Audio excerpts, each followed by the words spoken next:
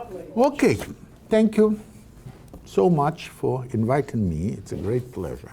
I enjoyed this long journey from Teachers College, and I'm very happy to be here.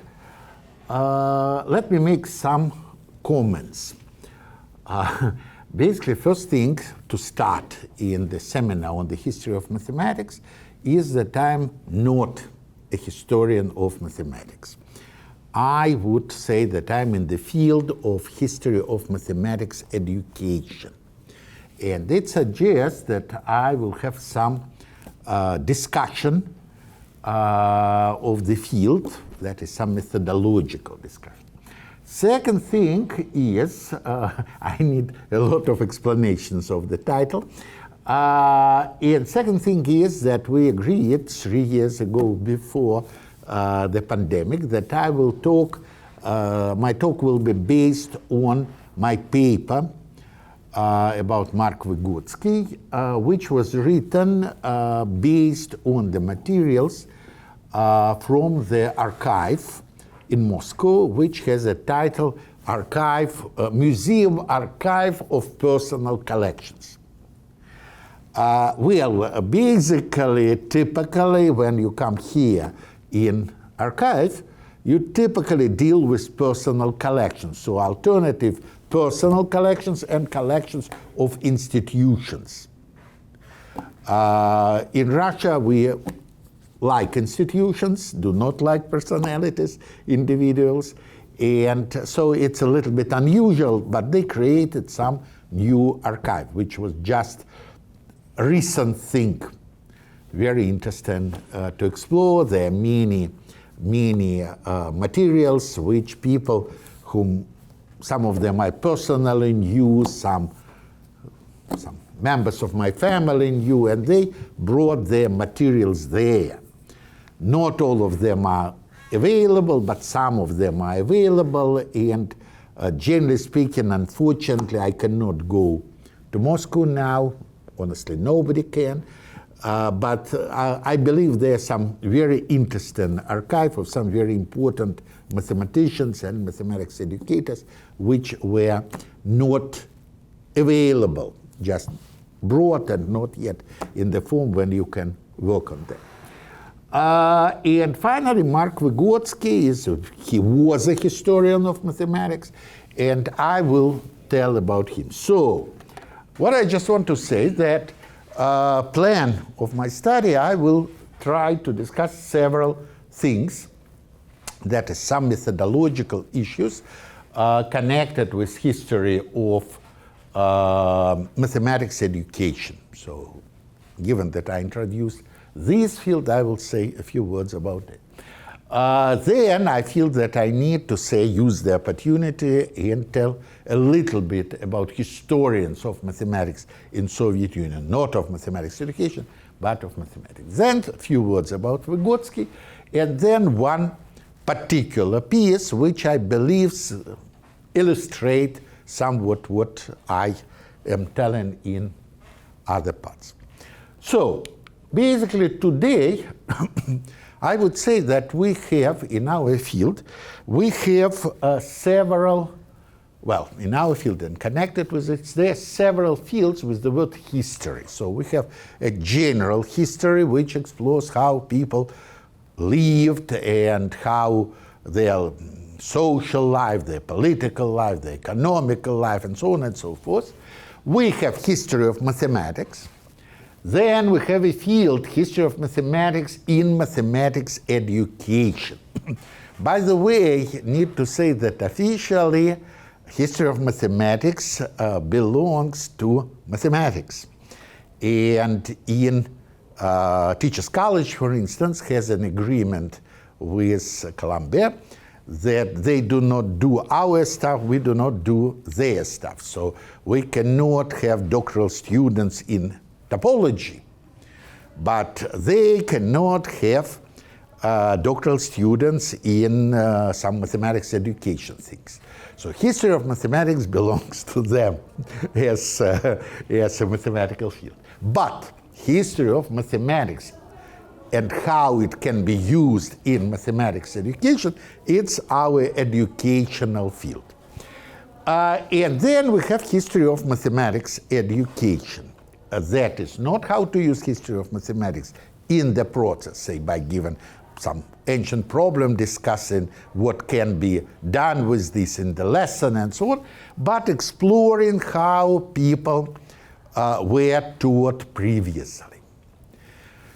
I would say that for me, the fields, these three fields, history of mathematics in mathematics education, and history of mathematics education, can also be, let's say, we can find some difference in how much excuse me, social and political things are involved.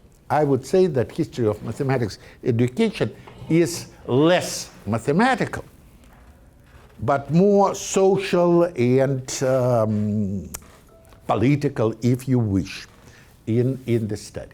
So now I need to say a few words about social history and political things involved, because it can be understood differently. And you see, it's more or less understandable how social things are involved if we discuss some direct things like how salary of mathematics professor changed during last 100 years.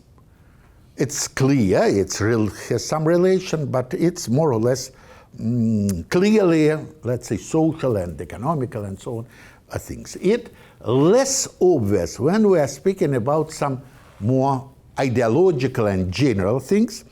And here I cannot but help but cite, you see, my father, who was a student many years ago of very important Russian historian Sergei Skaskin, told me that Skaskin started his lectures, just the beginning, with talking, citing, given the following citation from one of the founders of, fathers of the church. He's a saint, of course, in both in Roman Catholic and in Orthodox Church. So this gentleman wrote in, just described, and so you see it's 4th century. Everywhere in the public squares, at crossroads, on the streets and lanes, people would stop you and discourse at random about the Trinity. If you ask something of a money changer, he would begin discussing the question of the begotten and the unbegotten. If you question the baker about the price of bread, he would answer that the Father is greater and the Son is subordinate to him. If you went to take a bath, the modern bath attendant would tell you that in his opinion, the Son simply comes from nothing. So what Skaskin said, look, so it's about everyday life. And that's pretty sophisticated religions discussion. How Trinity is arranged, how three parts of Trinity, that God Father, God Son, and God Holy Spirit, how they are connected. Oh my Lord, why? These bakers were interested. But they were. That's an evidence. And we, of course, cannot say that there was, you see, today people like some kind of conspiracy, that bakers said, we are talking about Trinity, but we mean that they need to increase our salaries. Clearly not like that. So there was some obvious, some real connection, but not that obvious. And it's very important in social life, in social history, to connect, to basically understand, make clear these connections between ideological and other things with religious things, with what is going on in the society. And I believe that mathematics education, what is going in mathematics education, you see, I went very far from mathematics education, but what I just want to say that in mathematics education, we also feel and see things which are going in the society. Of course, I need immediately to say, you know, in 20s in Soviet Union, there was such a term, vulgar sociology, when absolutely everything the people tried to explain very simplistically. Why such and such writer is doing something? Oh, isn't it clear? Because he was a landowner and expressed views of landowners. Why do we pay more attention to quadratic equations? Because we are a socialist society, capitalists do not care that much. Of course, it's not like that. It's not that simplistic.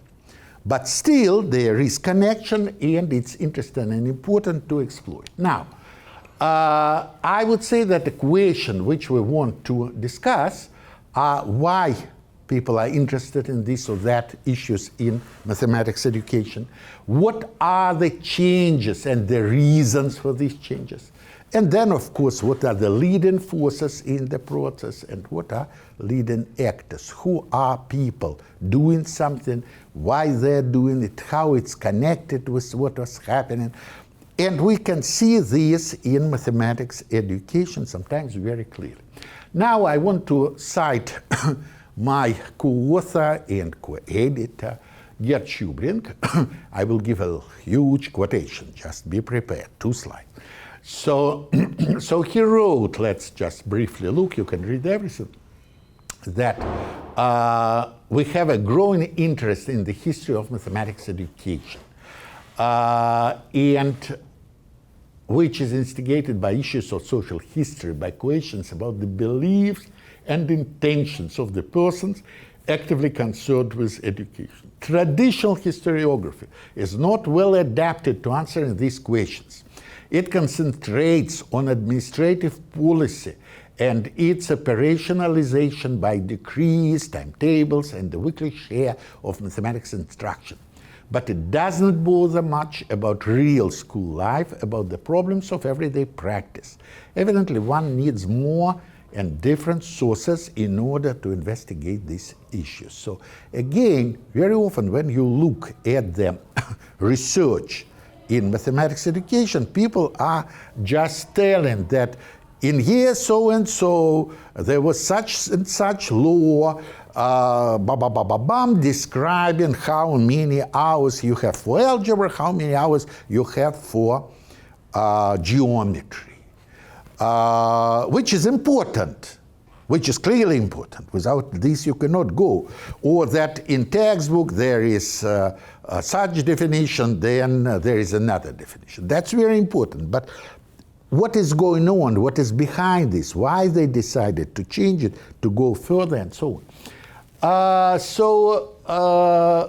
I continue with some missing something. The text can only be interpreted adequately together with its context. And as an approximation to a reconstruction in its proper conceptual field, one should analyze its contemporaneous context. This enlarged methodology of textual interpretation very much resembles the hermeneutic methodology established by philologists who basically said that to interpret classical literary text, you need to study Greek economy, politics, and so on to understand Greek poetry.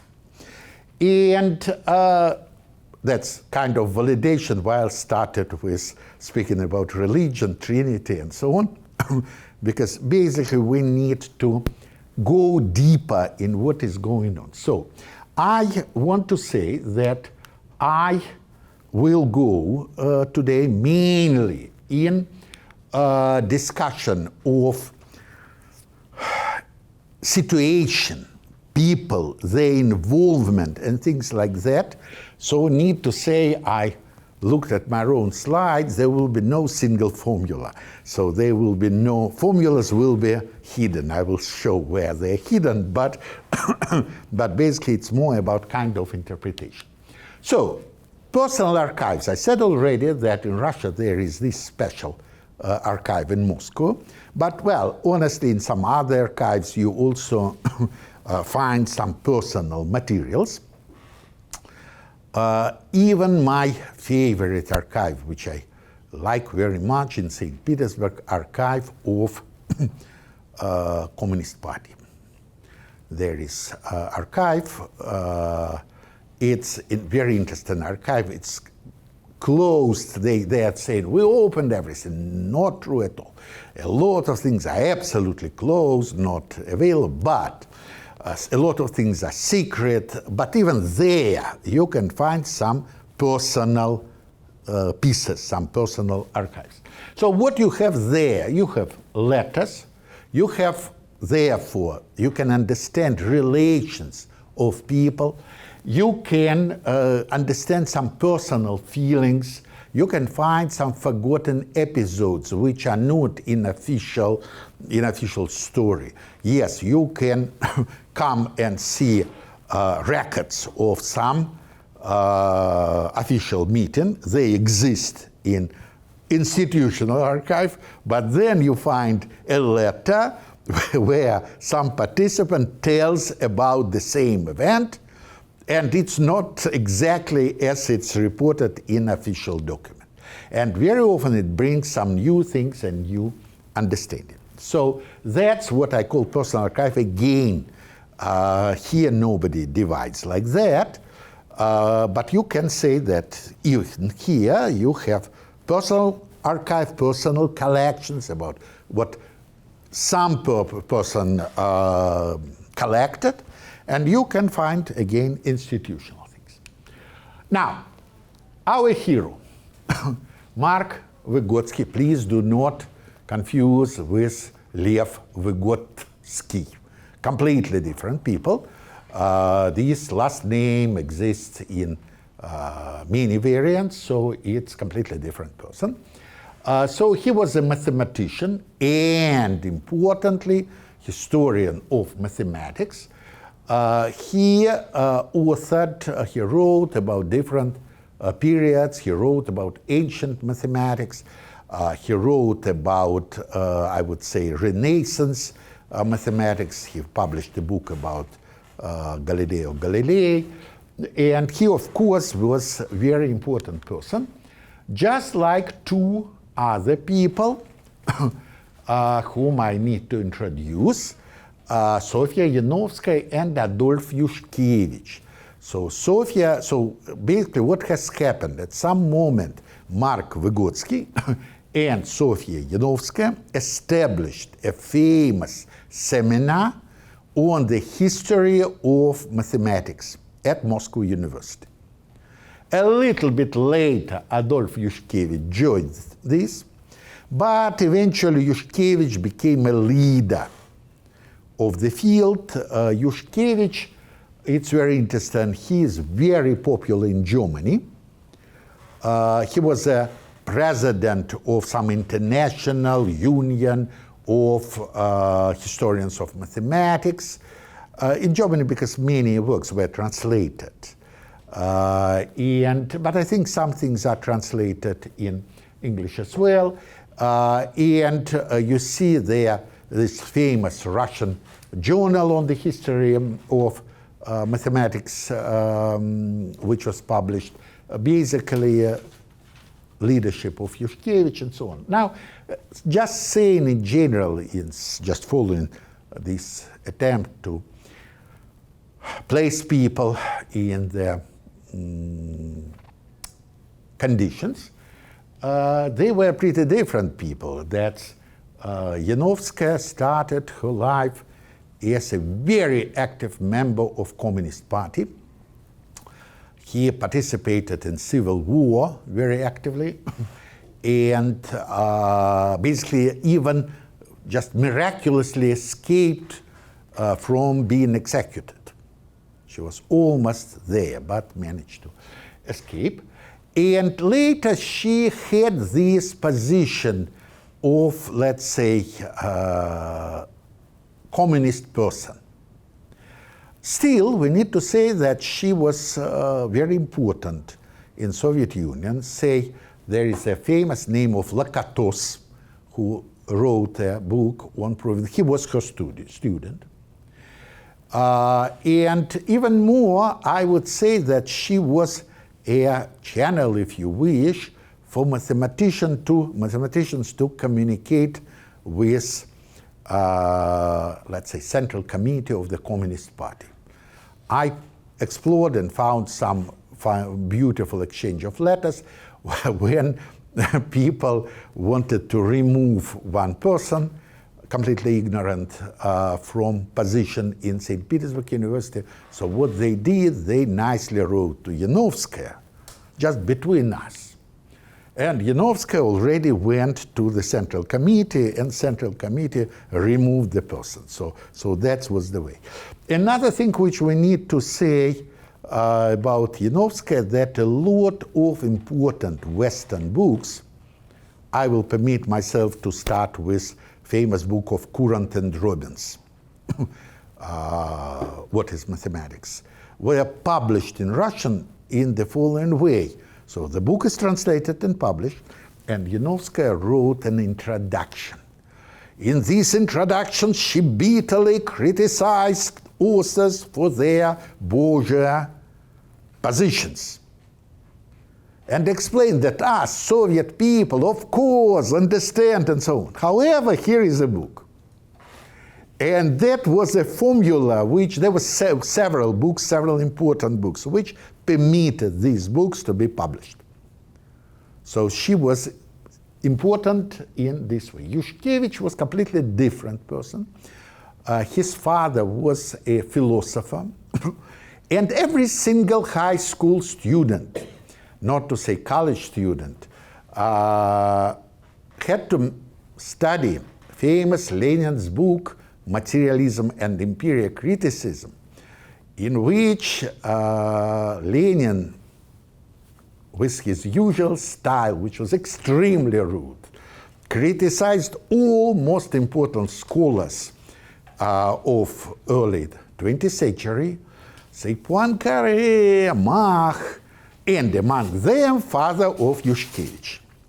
So it was, every student memorized that Yushkevich is a bastard who sold all values of research to bourgeois and so on and so forth.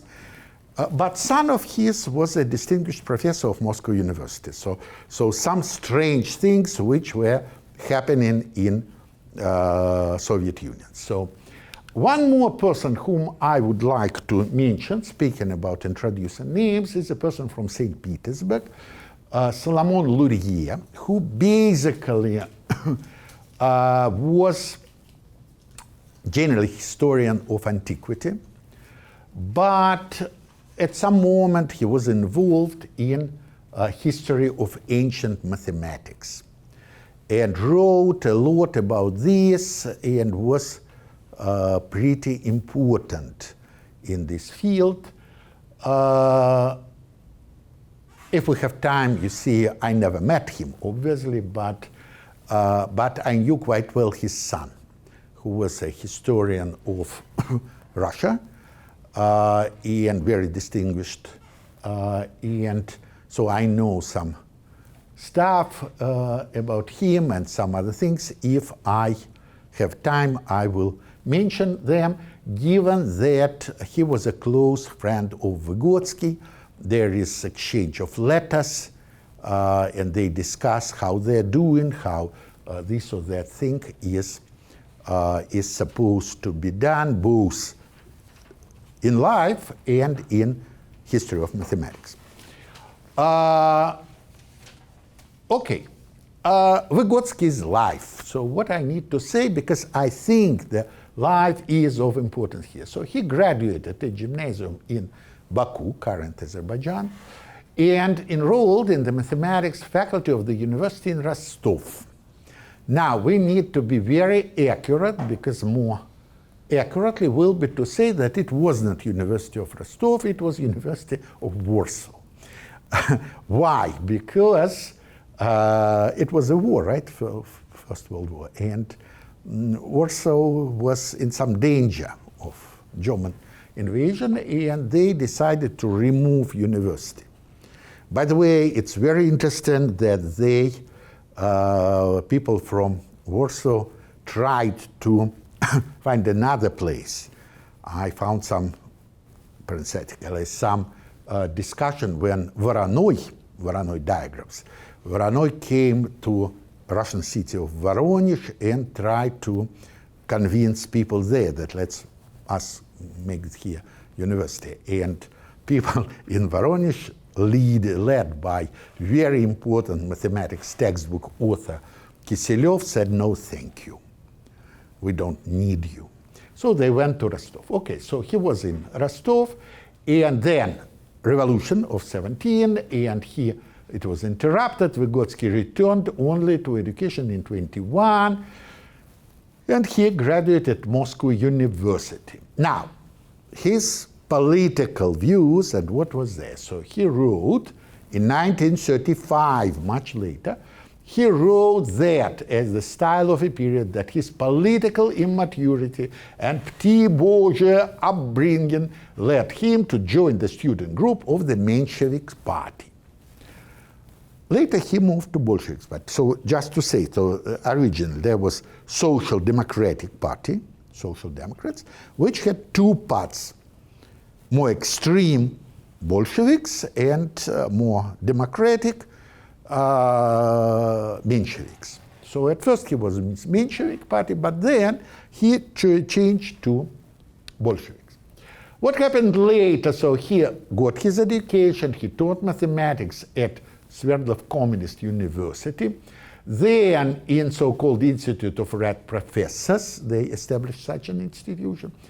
And then he entered graduate school, using American terminology. I would say in Russia there is no such a distinction, differences, distinguishing these things. So anyway, he got doctoral degree, equivalent that he started making scientific works in geometry, and then he started doing actively history of education. He taught in different universities. He got a position of director of the Scientific Research Institute of Mathematics. It's a high-level position. Clearly, some kind of his political affiliation were important, although it was not absolutely good at this time. Then he was also editor-in-chief in publishing house and some other institution. Need to say that it was very difficult just to survive with one salary in one institution, so typically people worked in several institutions. Now, end of the life, there are some details which we'll discuss. After the war, he returned to Moscow State University as an adjunct. 2 years he was unemployed. In 1950, received a professorship in Tula Pedagogical Institute, where he worked until 1960, retired, died in 65. Basically, if you look even at what I just said, there are some strange things. He had all degrees. In Russia, there are 2 degrees, so candidate of science and doctor of science. Candidate is equivalent of PhD, and doctor is like in Europe, doctor hab, doctor habilitatus. So it's more advanced degree. So if you are supposed to become full professor, you are supposed to have this thing. So he had everything. He had a lot of publications and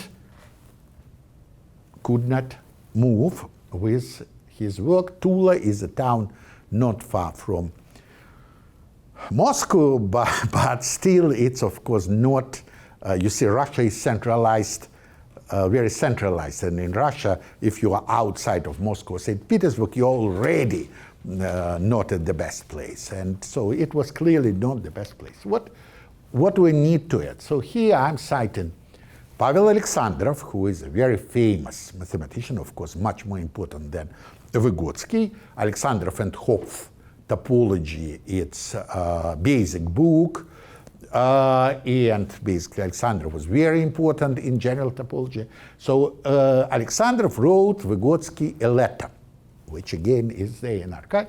In my view, it's absolutely beyond question that you have every qualification and every right to an independent professorship in mathematics. Moreover, it's incomprehensible and surprising to me that you still do not hold such a position. I'm prepared to express my point of view on this matter anywhere and to anyone in oral and written form. So, okay, we have a good recommendation. So what was at this moment? Here we go to political things. So beautiful caricature of this period. It's a period of so-called doctor's plot, because there was so-called anti-cosmopolitan campaign, when very soon, so we are fighting for patriotism. That the logic was as follows. So we have a Cold War, enemies, American, British, and so on, are doing the wrong things for our country. We need to express our love to the country and, first of all, promote our Russian stuff rather than anything else. And very soon, basically almost the same moment, it became anti-Jewish, anti-Semitic, and the most important moment is so-called doctor's plot, when it was declared that doctors, Jewish, had a conspiracy with a plan to kill leadership of Soviet Union. And many doctors were arrested, not only doctors, and it was a moment of great importance. And it was expected that, just like it happened, by the way, not always known, just as it happened with many other nations, that all Jews would be arrested and sent to Siberia. It's happened, things like that happened, for instance, with Crimean Tatars, who were declared to be a nation of traitors, all of them arrested, sent to basically Kazakhstan, and half of them died in the process. So something like that was absolutely possible. People were waiting for this, and here Stalin died, and it went back. Anyway, so that was a moment which was happening, and of course, in this period for Vygodsky, with all his degrees and so on, to get good work was almost impossible. However, his problem started earlier. So yet in 1921, and that's in his autobiographies and other documents, he has been expelled from the Communist Party. And in 1924, he was again, so then he returned. In 1924, he was again expelled, and they said that he's a foreign element. Then they returned him, and basically it went 3 times, here and there. Because this person with such a biography, with all this type of personality, was indeed somewhat foreign. Now, important thing about ideology and, say, Marxism. So Vygodsky clearly, particularly the first part of his life, was never an opponent of Marxism. His goal, clearly, his thought that what we need to do is to develop a Marxist history of mathematics. It's basically Demidov, who is today probably the most famous Russian historian of mathematics. I don't remember, I think he's in Rome. No, not in Rome, but somewhere in, okay, not sure. Anyway, so Demidov wrote about it explicitly, but it's clear from everything that he, of course, followed this Marxism ideology. But the problem is that the Communist Party not necessarily followed it, and it went in a very interesting way, and it's very nice that you can read that at some moment he was bitterly criticized, that he's not doing right things, that he skipped learning the important documents, some article of Nikolai Bukharin about Lenin's political testament. So that happened yet in basically somewhere there in 1934 or something, 35. But already in 1938, reading Bukharin's article would become a crime, because Bukharin was arrested, executed, and so on. So there was a sophisticated, complicated move in which person like that, with indeed, we can agree, we can disagree, I probably disagree, but with a clear desire to construct new history of mathematics, analyzing what was going from the point of view of Marxism, was already absolutely unnecessary. I would say there, you see here some things about Salomon Luria.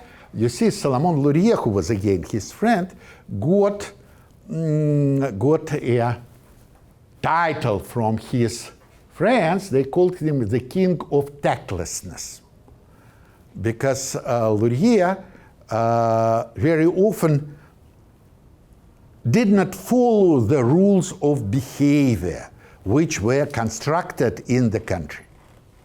So he behaved, if you wish, more innocently,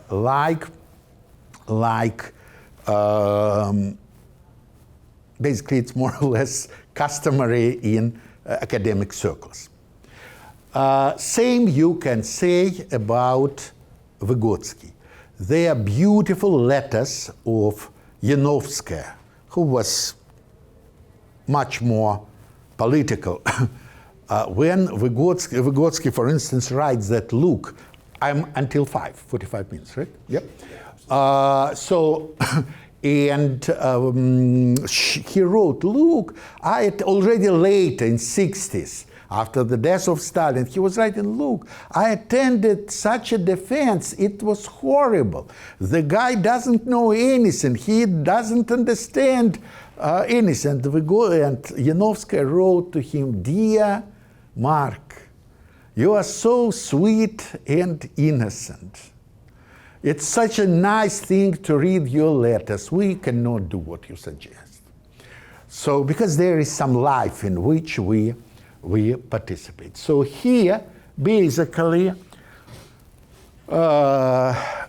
being different, he could not find a place. It was not only about being Jewish, but of course mainly about being different. And that shows what has happened in all fields, including mathematics. Now, one episode which I want to tell about, so he was an author, here, Hidden Formulas. He was one of the authors and editor of a very famous collection of problems in elementary mathematics to be prepared for exams. In Russia, we have entrance examinations. Now it's different, but there were exit examination in high school. But then, if you want to go to any college, you need to come sit for exam, for several exams. So he prepared a book to prepare students. It was a collection of problems.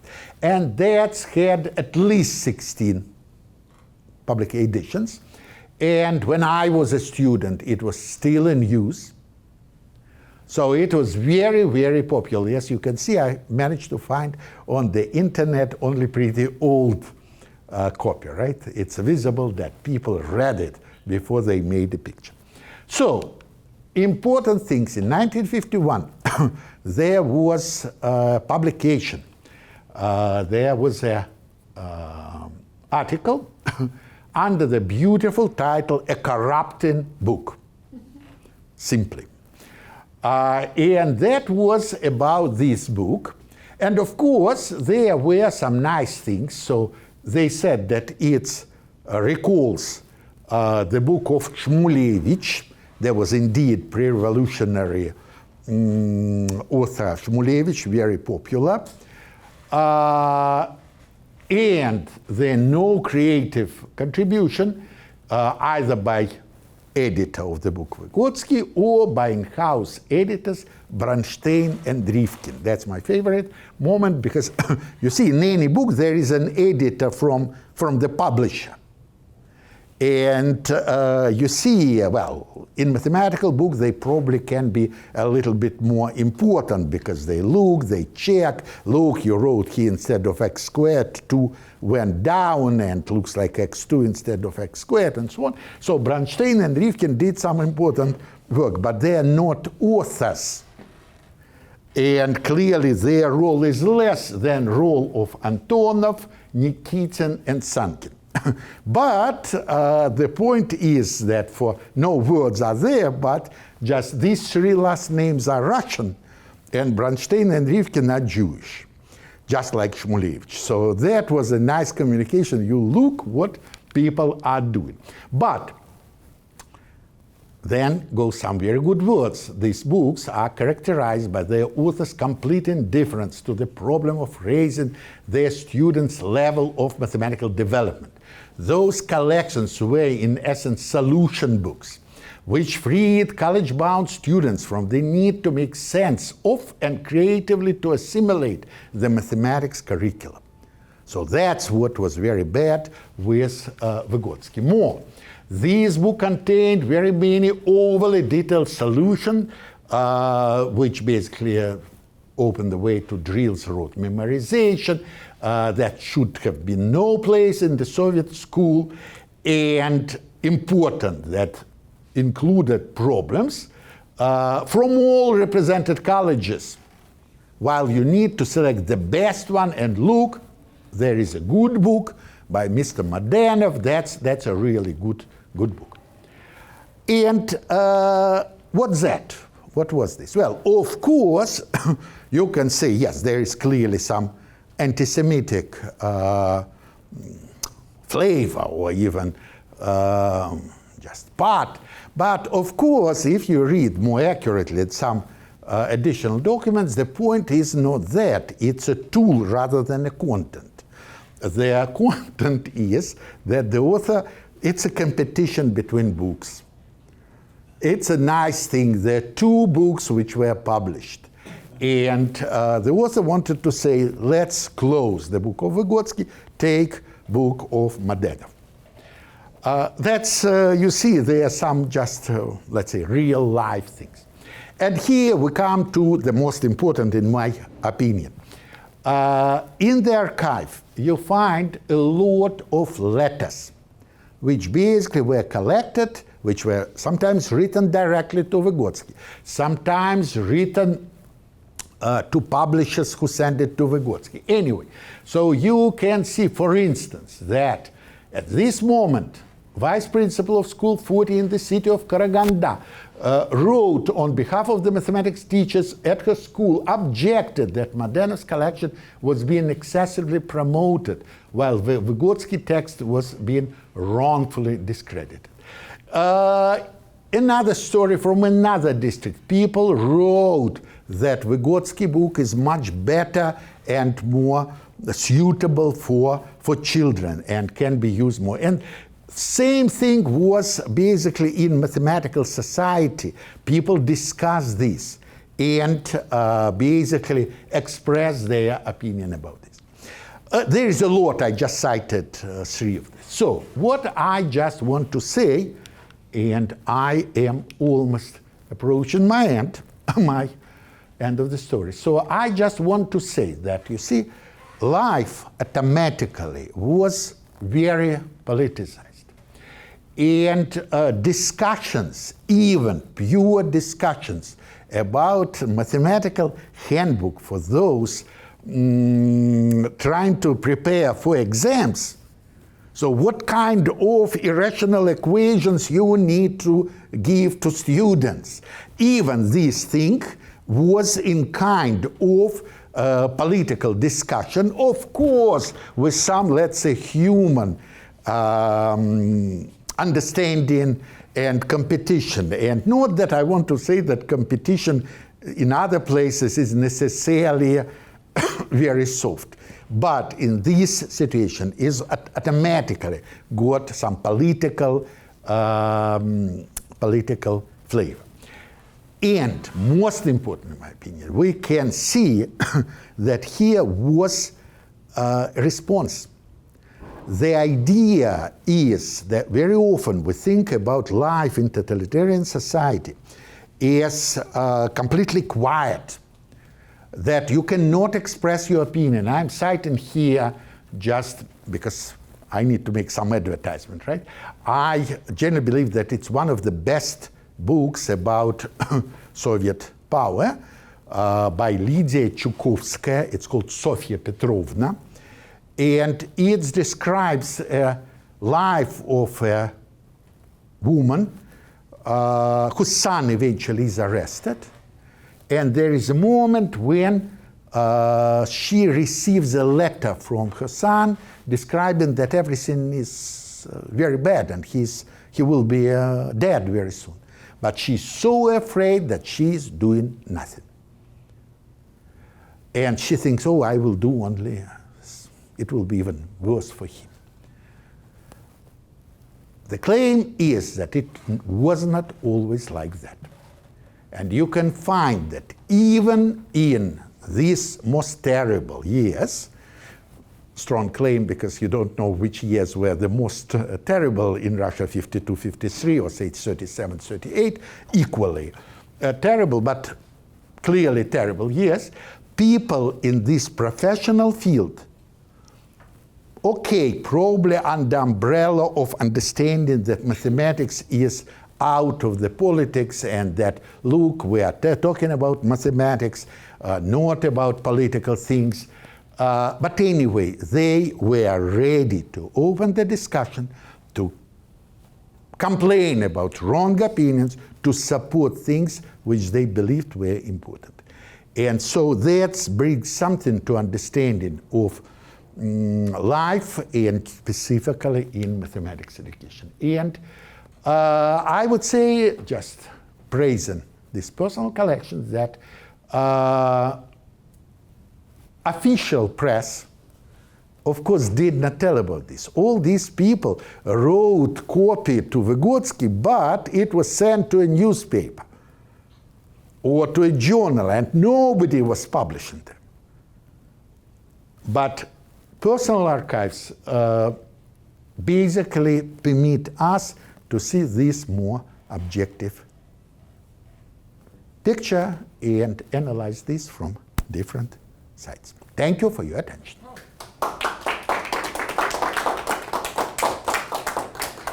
We have time for questions. How widespread is the keeping of archives in the Soviet Union and Russia? Not very. Not very. Not very. Only in places like Moscow and so on. Oh, these, you mean in terms of geography? Look, it's not about Moscow or St. Petersburg. It's about people. And it can be that in Moscow things did not survive.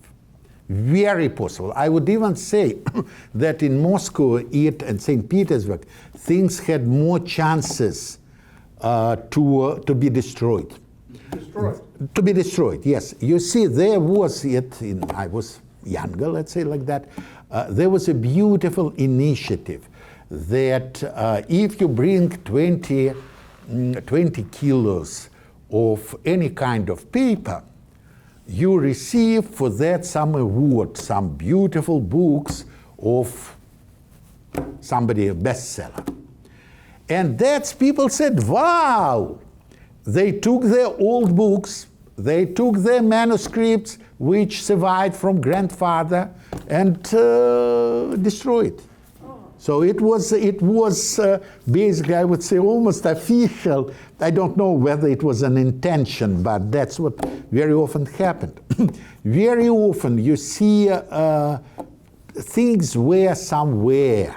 You could not simply go and say and give it. Moreover, people in many cases were afraid of what they had.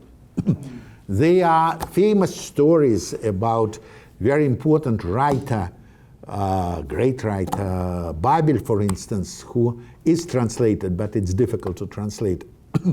He stuff was left. He left it with famous actor, extremely famous singer. And at some moment, this gentleman became afraid, because Bible was killed, of course, executed. So he took all this stuff and destroyed.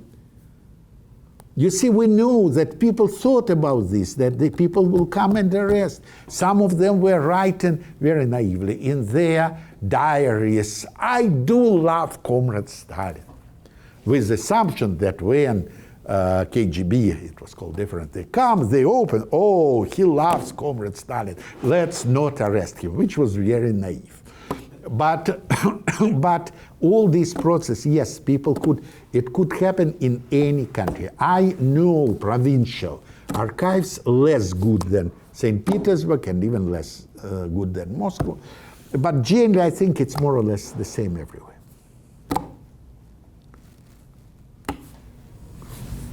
The fact that he was a successful mathematician, would that have any bearing on the likelihood of it being Arrested? Oh, no, I meant the archive surviving. No, it just means that his family was a bit more educated. Right. First, and when he died in '64, they kept these things, they did not destroy it, and they were not that afraid. That's the reason. But there were in this short period between Soviet power and Comrade Putin, we had some books published, which were, say, diaries. So people, important people before revolutions, they got some job, they somehow survived, and they wrote about their previous life.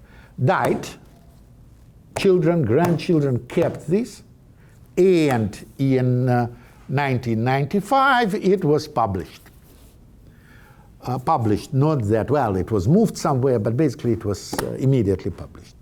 So we still have some materials like that. But it's not that we don't know how many are still available. I don't believe that too much. But something is coming. You see, there's some still, they published some diaries of the period of war. So what people wrote, and it was somewhere, now it's published, and that's very important. About mathematics, I know less, but as I said, in this collection, there is a fund of Yeglom. I don't know to what extent he was translated. There are books which are translated in English, geometrical transformations. And Yeglom was very important, well, you can say mathematician, but you can say mathematics educator. He was in problem solving and all these things. There is his archive in this very museum. When I was there, it was not yet open for public. So if we survive, if it will be possible, it will be very interesting to explore what is there. It must be a great source. So that book you just mentioned was part of a series that was published here in America by Yes. very distinguished Yes. research mathematicians. Now, did the impetus for publishing those books come from the math community, or did it come from You mean here or there? there? No, there it was, of course, a mathematical initiative. Of course, mathematical people wanted to create mathematical library. And there was a special library created under the title, there were several attempts. There was, it was called Library of the Mathematical Circle. And there were several, again, these books are translated. Yeah, well, several different Yes, several different publishers, but are translated. There was later attempt, it was called Library of Quant. Quant is a journal for children. And there is a lot of books, and some of them are clearly translated. So, but yes, initiative was of mathematical people, not mathematics educators. Other questions? Well, let's thank Alexander once again. Thank you so much. Thank you.